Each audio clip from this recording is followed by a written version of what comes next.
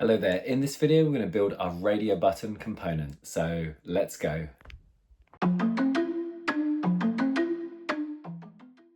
Okay, so let's move on to our inactive radio buttons. Okay, so we've already got the inactive enabled. Let's just go down here, let's option, click and drag. Okay, so we're going to work on the inactive hovered state. Let's go in here, let's click on the ellipse. Let's just give it a fill.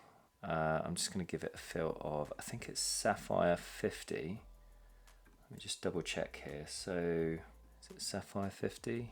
Yeah, so that's good. So that'll be the hovered. Okay, so now let's work on the focused. So let's option, click and drag from the enabled state down. Try and line it up. Okay, let's go in here and let's just mimic what we have on this side. So we have focus here. Let me just go into here. Let's just paste that in. Okay, so that should have the right color and the right stroke. So that's good. Okay, let's just click option, click and drag. I'll just copy this one for now. And this is going to be pressed. So all I need is the stroke color for the moment. So that's Sapphire 400. Let's just go down, let's click in, let's add that in. Okay, that should be good. And last of all, the disabled. Okay, so let's option, I'm going to click and drag from the enabled state. And let's just copy, I think all of these are neutral 100. So let's go in here, update that to neutral 100. And let's just do the same for this as well. Okay, there we go. Let's just get rid of the button there. Okay, so that should be all the states that we need for our radio button for active and inactive. Okay, so what I'll quickly do is let me just go through and rename these. So we put the actual states and I'll just put active at the end just for the moment. Okay, so I'll just Command R and just go in and rename this hovered active.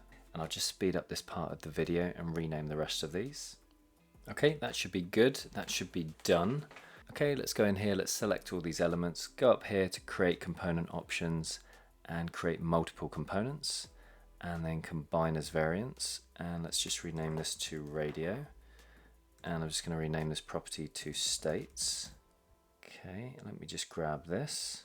Let's just pop that on the page. Okay, there we go. That should be the right way around. Let's tidy these up so they're a bit more aligned. Okay, that's good. Let's do the same for these. Okay, that's been tidied up. Let me just go in and let's just select the active. Let's option, click and drag and bring an instance of it over here. Looking at our side panel here, we've got all the different states. So disabled, active, inactive, enabled, active, inactive, and so on. So just like some of our other components, we want to improve the designer experience. So let's go in and add some component properties. So first of all, let's click on the label and let's click on multi-edit variants. That selects all of them.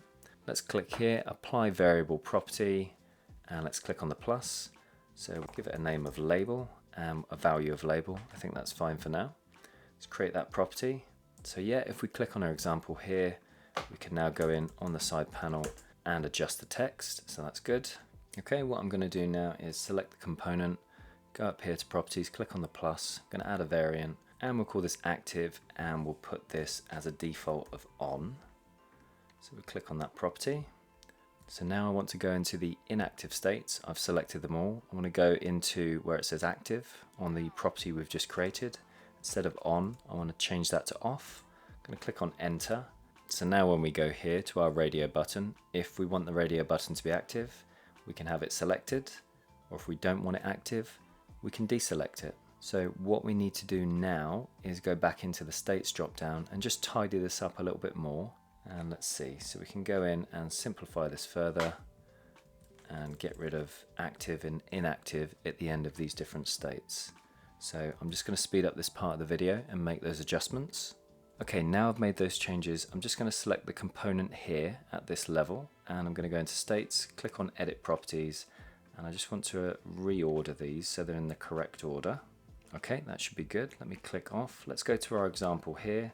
If I click on this, let's go into our states drop down. So we've got enabled, hovered, focused, pressed, disabled. So we can toggle through all of these different states. So that works really well. If I click on active and make it selected, we get the dot. If I unselect that, it's not active, so it's inactive. So that's really good, so that works, and that should work for all the different states. So that works. Let me just go to enabled, try it as well. So that works really well. And then we can go in here and also adjust the label, and we should be able to do that on any of the states here. Okay, so I think that's good. I think we've done the majority of our radio button component. Let me just go into here and let's tidy up this file. So let's now delete the testing area. I think that should be fine. And we're left with our radio button page. I'm happy with this, it's pretty simple. I do want to go in here and I want to just collapse the layers. Now let's expand them further. So we've got, as you can see, it tells you which ones are active on and which ones are active off. So that's useful to see in the layers. I do want to go in and select all of these. Let me just expand one of them further. So we've got container, ellipse, dot, label. As a bit of a test, let's go in here to actions. Let's go in here to Figma's AI and let's rename the layers and let's see if it tidies it up. Okay, so it's gone in and it's relabeled the text, so it's got label here, and now that's consistent across all the different states, so that's good. I'm just going to click up here, I'm going to collapse all the layers and lock it. You just get rid of this panel here. Okay, let's go to assets, let's click on libraries and let's click on publish, and let's add some notes. Okay, so I'm just going to click on publish. Okay, and that component's now been published and it's ready to use in our UI kit. Okay, so right at the end of making this video, I just wanted to highlight a couple of changes. So let's just zoom in. So we've got the active and inactive. I don't think they've changed. So for the active, we have the color applied to both the dot and the stroke, and on inactive, it just stays in the neutral 600 color. Scrolling down to hovered, we then get a background color added in to the component. Going down to focused, we get our focus ring that appears around the component. Going to pressed, this has been updated and we've removed the background, so that's good, and disabled remains the same. So I just wanted to summarize those small changes at the end when building this component. Alright, so let's go back to our research file and let's stay on this page here on the contact page.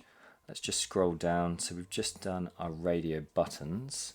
Okay, so let's see what we can do in the next video. So I know we've got all the text fields up here, so they should be fine. I think I've mentioned before we could make something unique for this phone number field here, but let's see. We've got these interactive kind of sections here on what you need help with. So we do have a text area field here that we might need, so it's slightly larger than our standard text field. So if I go in here, that's the text field that we have with the different states. It might be worth adding a text area component with some different states. Probably be very similar to how this is structured as well. We also have a feedback banner down here. That could be quite useful to use in different areas of the website if you wanted to expand this out further. Okay, so in the next video, let's look at focusing in on a notification banner that we can use here under this contact form, but potentially we could reuse it in other areas of the website. So that's what we're going to focus on in the next video. Okay, that's it for this video. Thanks for getting to the end. Like and subscribe, add some comments, all of those things. And yeah, that's it for this video. So I hope you're going to have a great day and a great week, and I'll see you in the next one. Healthy snacks today, so mango, almonds, there's no chocolate here, which is very disappointing, and a cup of tea. Living the dream. Can you take me higher? Higher, higher.